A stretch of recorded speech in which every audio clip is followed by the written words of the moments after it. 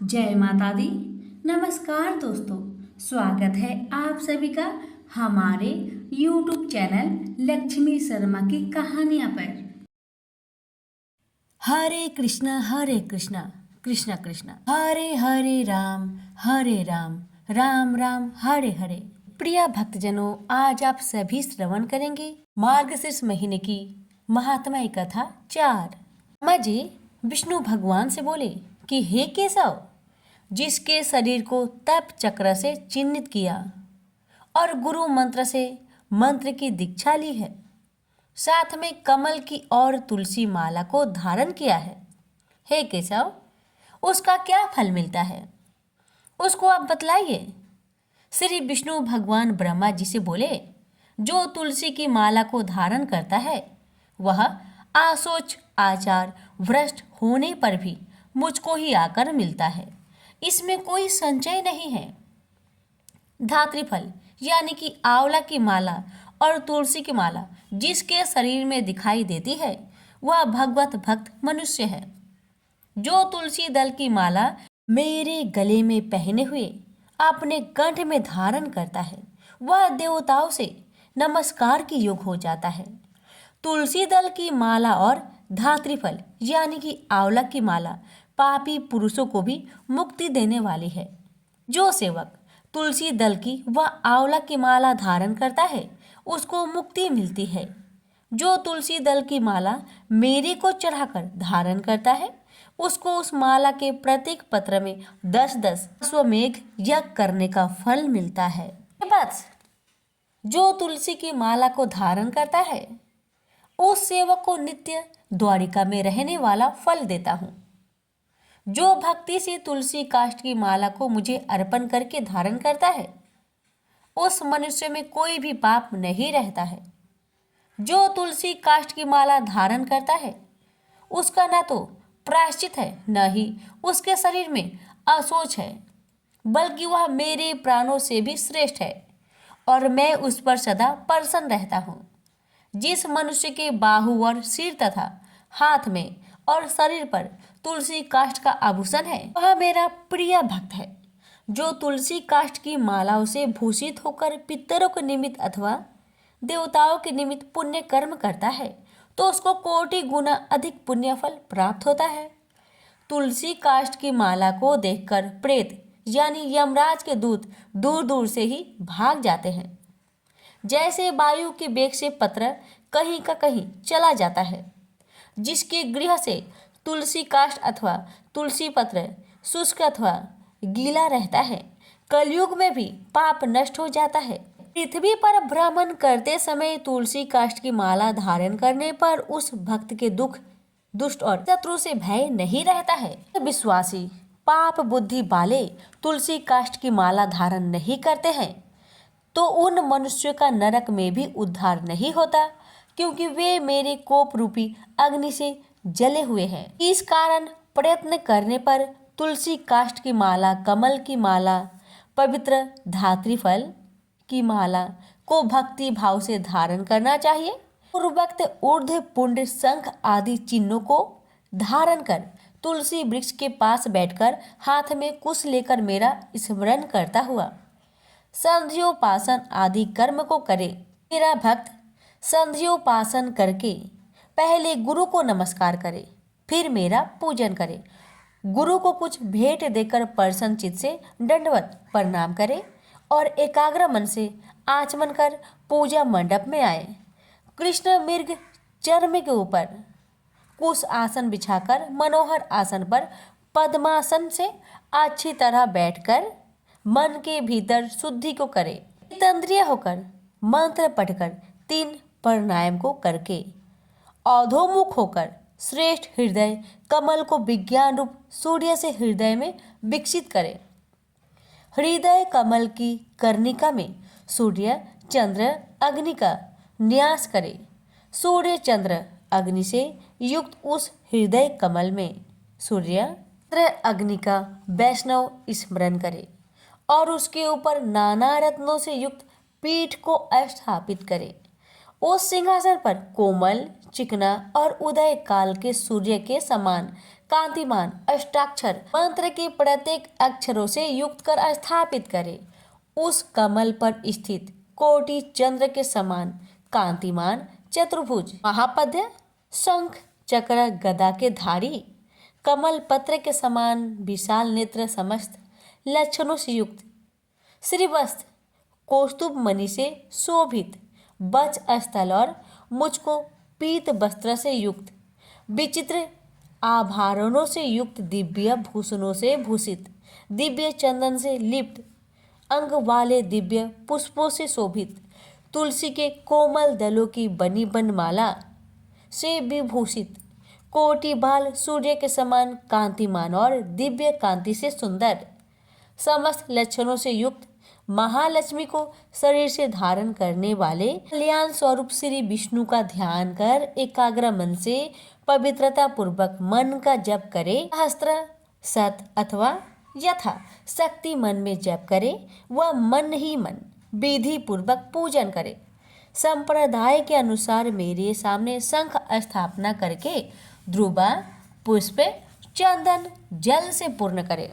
अपने दाहिने और पुष्पों का पात्र स्थापित करे और बाई और वस्त्र से छना हुआ सुगंधित जल से पूर्ण घट को स्थापित करे और मेरे सामने घंटा को तथा चारों ओर दिशाओं में दीपक को स्थापित करे और सब पूजन समान यथा स्थान में स्थापित करे तथा अर्ध्य पाद्य आचमनीय मधुपर्क के लिए मेरे सामने 4 पत्रों को स्थापित करे। हे चतुर्वक्त अर्थात 4 मुख वाले ब्रह्मा अक्षत पुष्प कुशा तिल चंदन फल यौ को अर्धे पात्र में छोड़े। हे पुत्र ध्रुवा गंगा जल श्यामा कमल पुष्प को मेरी प्रसन्नता के लिए पाद्य पात्र में छोड़े। हे पुत्र कोडल लवंग फल मालती पुष्प को श्रद्धा से मेरे लिए आचमनीय पात्र में रखे। भक्त श्रद्धा से मधुपर्क पात्र में गौ का दूध दही घी मधु खांड को रखे। ऊपर कहे हुए वस्तुओं के न मिलने पर तथा पत्र पुष्पों के न मिलने पर विधि को जानने वाला उन वस्तुओं की भावना सर्वदा करे।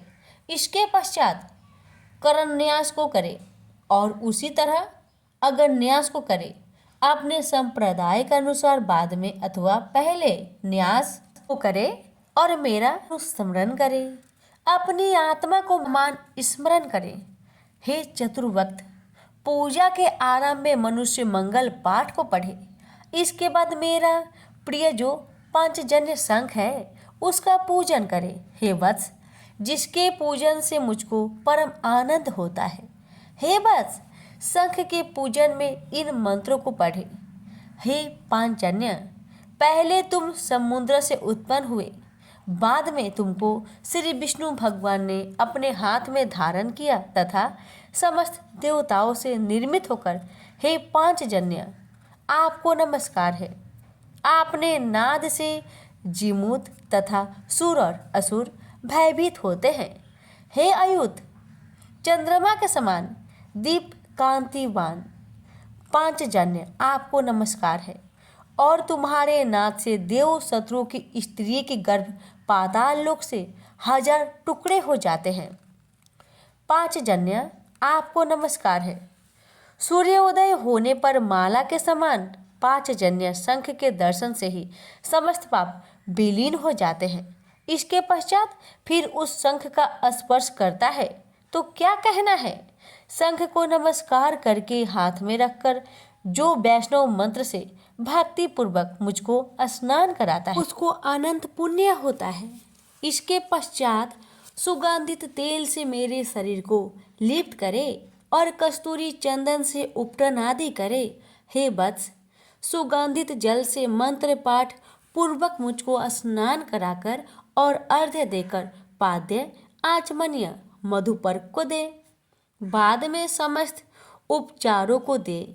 यथाविधि दिव्य वस्त्र आभूषण से अलंकृत कर पुष्टों से पीठ का पूजन करे और उस पर श्री विष्णु देव को स्थापित करे और श्रद्धा से मेरे लिए वस्त्र अलंकार गंध आदि तर्पण करे।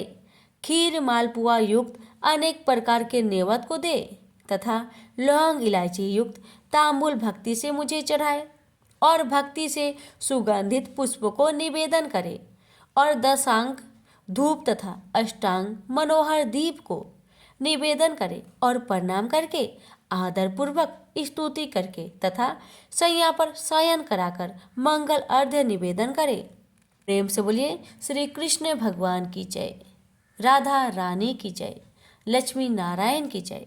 कृष्ण भगवान बोले, हे अविनाशी कर्मयोग को मैंने सूर्य से कहा, सूर्य ने मनु से कहा और मनु ने राजा इक्ष्वाकु से कहा। हे अर्जुन, इस तरह परंपरा से प्राप्त यह योग सब राजर्षियों ने जाना, परंतु अधिक समय व्यतीत होने से लुप्त हो गया। वही प्राचीन युग आज तुमको मैंने बताया है, क्योंकि तुम मेरे भक्त और मित्र हो। यह रहस्य अति उत्तम है। अर्जुन बोला, आपका जन्म तो अभी हुआ है और सूर्य का जन्म बहुत दिनों पहले हुआ था। मैं किस प्रकार मानूं सूर्य को यह योग आपने बताया था? श्री कृष्ण भगवान बोले, हे अर्जुन, मेरी व तुम्हारे अनेक जन्म हो चुके हैं, मुझे यह याद है और तुम भूल गए हो। मैं अनजन्मा अविनाशी संपूर्ण प्राणियों का स्वामी और अपनी प्रकृति से स्थित हूँ तथा अपनी माया से जन्मता हूँ। हे भारत, जब जब धर्म की हानि होती है और अधर्म की अधिकता होती है, तब तभी मैं जन्म लेता हूँ। साधुओं की रक्षा, पापियों का विनाश और धर्म की स्थापना के लिए प्रत्येक युग में जन्मता हूँ। जो मेरे इस अलौकिक जन्म और कर्म का तत्व जानता है, वह मृत्यु होने पर फिर जन्म नहीं लेता और मुझ में लीन हो जाता है। इस तरह मोह, भय और क्रोध को त्याग कर मुझ में भक्ति रखकर कर्म कर और मेरी शरणागति हो। बहुत से मनुष्य ज्ञान रूपी तप से पवित्र होकर मुझ में मिल गए हैं। जो जिस भाव से मेरा पूजन करता है, इसको मैं उसी प्रकार का फल देता हूँ। जो मनुष्य लोक में कर्म सिद्धि की इच्छा करने वाले देवताओं का पूजन करते हैं, क्योंकि इस लोक में कर्म की सिद्धि शीघ्र होती है। मैंने चारों वर्णों की सृष्टि अपने अपने गुण और कर्म से की है। सृष्टि का कर्ता मैं ही हूँ, तथापि मुझे अकर्ता अविनाशी जानो। कर्म मुझको वृद्ध नहीं कर सकते तथा कर्म फल मेरी कामना नहीं है। इस प्रकार जो मुझको पहचानता है, कर्मों के बंधन में नहीं पड़ता। इस प्रकार समझकर प्राचीन मुमुक्षुओं ने भी कर्म किए हैं, अतः पूर्व पुरुषों के पहले ही किए गए कर्मों को तू भी कर। हे अर्जुन, कर्म क्या है और कैसे किया जाता है, इसके विचार में विद्वानों की बुद्धि भी चकरा जाती है। उस कर्म का वर्णन मैं तुमसे कहूँगा, जिसके जानने से संसार के बंधन से छूटकर मोक्ष की भागी होगे। कर्म, विकर्म और अकर्म तीन का जानना आवश्यक है, क्योंकि कर्म की गति अति गंभीर है। जो कर्म में अकर्म देखता है, वही पुरुष बुद्धिमान है, वही योगी और समस्त कार्यों को करने वाला है। हे अर्जुन, जो कर्म करने में कोई कामना नहीं रखता है और जिसके समस्त कर्म ज्ञान रूपी अग्नि से भस्म हो गए हैं, उसको ही पंडित कहते हैं। जो फल की आशा छोड़कर कर्म करता है और उनमें आसक्त भी नहीं रखता है तथा निराशय ही सदा संतुष्ट रहता है, ऐसा मनुष्य कर्म में घिरा रहने पर भी मानो कुछ नहीं करता है। सब कामनाओं को त्याग, मन और आत्मा को बस में कर, संसारी परमपंजों से छूटकर केवल शरीर से काम करते हैं, वे भी कर्म बंधनों से संतापित नहीं होते। देव योग से जो कुछ मिल जाए उसी में संतुष्ट रहता है। जो हर्ष, शोक आदि द्वंद्वों से मुक्त है, किसी से ईर्ष्यादेश नहीं करता, कर्म की सिद्धि या असिद्धि में भेद नहीं समझता, वह कर्म करता हुआ भी उससे नहीं बंधता। जो फल की इच्छा नहीं रखता, वह वासना से दूर हो गया है। ज्ञान में जिसका मन अचल है, जो यज्ञ कर्म करता है, वे सब कर्म लुप्त हो जाते हैं। हवन करने का पदार्थ भी ब्रह्म है, आहुति देने वाला भी ब्रह्म है। इस प्रकार जिसकी वृद्धि में सब कर्म ज्ञानमय है उसी को ब्रह्म प्राप्त होता है। कोई कोई कर्म योगी देवताओं की पूजा करते हैं और कोई कोई ज्ञान योगी ब्रह्म रूप अग्नि में यज्ञ रूप से हवन कर परमात्मा का भजन करते हैं। कोई ऐसे हैं जो कि अपनी इंद्रियों को तथा सब कर्मों को संयम रूप अग्नि में होम देते हैं और कोई कोई इंद्रिया रूप अग्नि में इंद्रियों के रूप शब्द आदि विषय को होम देते हैं। कितने ही लोग इंद्रियों को सब कर्मों को और प्राणियों के कर्म को आत्मज्ञान से प्रज्वलित आत्मा को संयम रूप अग्नि में होम देते हैं। कोई तो द्रव यज्ञ करते हैं, कोई योग यज्ञ, कोई स्वास्थ्य और कोई ज्ञान रूप यज्ञ करते हैं। कोई प्राणायाम में तत्पर रहने वाले योगी प्राण वायु और अपना वायु का लय करते हैं। कोई आहार को निरंतर कम करते हुए प्राणों को शोधते हैं। ये सब यज्ञ वेता है और यज्ञ से ही इनके सब पाप नाश हो जाते हैं। जो यज्ञ में बचे हुए अमृत रूप अन्न को खाते हैं ये सनातन ब्रह्म को प्राप्त होते हैं। हे अर्जुन, जो यज्ञ नहीं करते उनको लोक परलोक दोनों ही नहीं मिलते हैं। पार्थ, फल सहित सब कर्म ज्ञान में ही समाप्त हो जाते हैं। उसी ज्ञान यज्ञ का तत्वदर्शी और ज्ञानी लोग तुमको उपदेश करेंगे, इसलिए तुम उनकी सेवा करना और विनय पूर्वक प्रश्न करके ज्ञान यज्ञ जानना। इस ज्ञान का लाभ प्राप्त करके तुमको ऐसा मोह फिर नहीं होगा। इसी ज्ञान से समस्त प्राणियों को तुम अपने में और मुझ में भी देखोगे। यदि सब प्राणियों से भी अधिक पाप करने वाले हो तो भी ज्ञान रूपी नौका से ही सब पाप रूपी समुद्र को पार कर जाओगे। हे अर्जुन, जिस प्रकार प्रज्वलित अग्नि लकड़ी को जलाकर भस्म कर देती है वैसे ही ज्ञान रूपी अग्नि सब कर्म को भस्म कर डालती है। इस लोक में ज्ञान के समान पवित्र और कुछ भी नहीं है। यह ब्रह्म बहुत काल प्रयत्न कर्म योग से सिद्धि हुए मनुष्य को स्वयं ही प्राप्त होता है। जो श्रद्धावान मनुष्य इंद्रियों को जीतकर ब्रह्म ज्ञान से लगा रहता है वह ज्ञान को पाकर अल्प समय में शांति को पा जाता है। अज्ञानी, श्रद्धा रहित और जिनके मन में संदेह है ऐसे जो पुरुष हैं वह नरक को जाते हैं। जिनके मन में ज्यादा संदेह रहता है उनको यह लोक परलोक और सुख कुछ भी प्राप्त नहीं होता। इसने परमेश्वर धन और निष्काम कर्म योग के आश्रय से कर्म बंधन त्याग दिए हैं। ज्ञान से जिसके सब संदेह दूर हो गए। हे अर्जुन, उस आत्मज्ञानी पुरुष को कर्म का पाप पुण्य रूप बंधन में नहीं बांध सकता। अतः हे अर्जुन, अज्ञान से उत्पन्न हुए चित्त के इस संचय को ज्ञान रूपी तलवार से काटकर तुम मेरे बताए हुए कर्म योग को करने के लिए प्रस्तुत हो जाओ। प्रेम से बोलिए श्री कृष्ण भगवान की जय। यहीं पर चौथा अध्याय समाप्त हुआ। अब सुनिए चौथा अध्याय की महात्माएं। भगवान बोले, हे लक्ष्मी, जो पुरुष श्री गीता जी का पाठ करते हैं उनके स्पर्श मात्र से अदम देह छूटकर मुक्ति को प्राप्त होता है। लक्ष्मी जी ने पूछा, श्री नारायण जी, गीता जी की पाठ करने वाले को छूकर भी कोई जीव मुक्त हुआ है? तब श्री नारायण जी ने कहा, हे लक्ष्मी जी, तुमको मुक्ति की एक पुरातन कथा सुनाता हूँ। भागीरथी गंगा जी के तट पर एक काशीपुरी नाम का नगर है। वहाँ एक वैष्णव श्री गीता जी की चौथे अध्याय का पाठ किया करता था। एक दिन वह साधु वन में गया। वहाँ बेरियों के 2 वृक्ष थे, उनकी बड़ी छाया थी। वह साधु बैठ गया और बैठते ही निंद्रा आ गई। एक बेरिया से उसके पाँव लगे और दूसरे के सिर लग गया। वह दोनों बेरिया आपस में कांपकर पृथ्वी पर गिर पड़ी। पत्ते उनके सूख गए। परमेश्वर की इच्छा से वह दोनों बेरिया ब्राह्मण घर की कन्या हुई।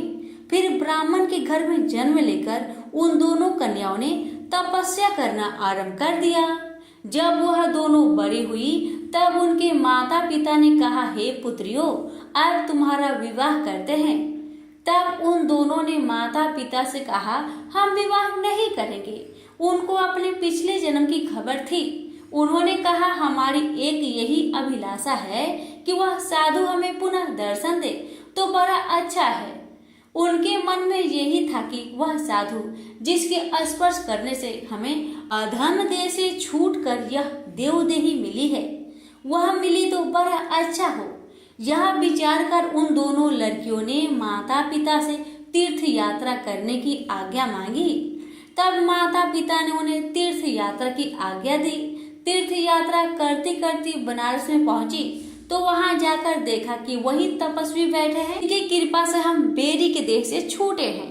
तब उन दोनों कन्याओं ने चरण वंदना की, हे संत जी, धन्य हो आपने हमको कृतार्थ किया है। तब साधु ने कहा, तुम कौन हो? मैं तुमको पहचानता नहीं।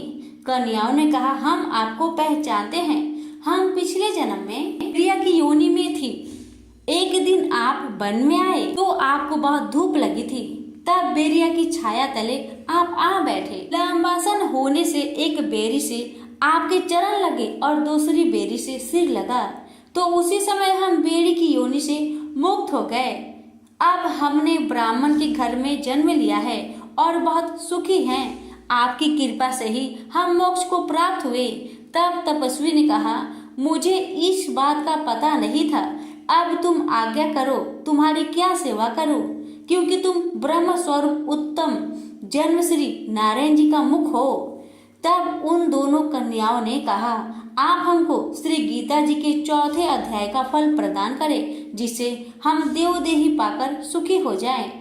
तब उस तपस्वी ने उन्हें गीता जी के 4थे अध्याय के पाठ का फल दिया।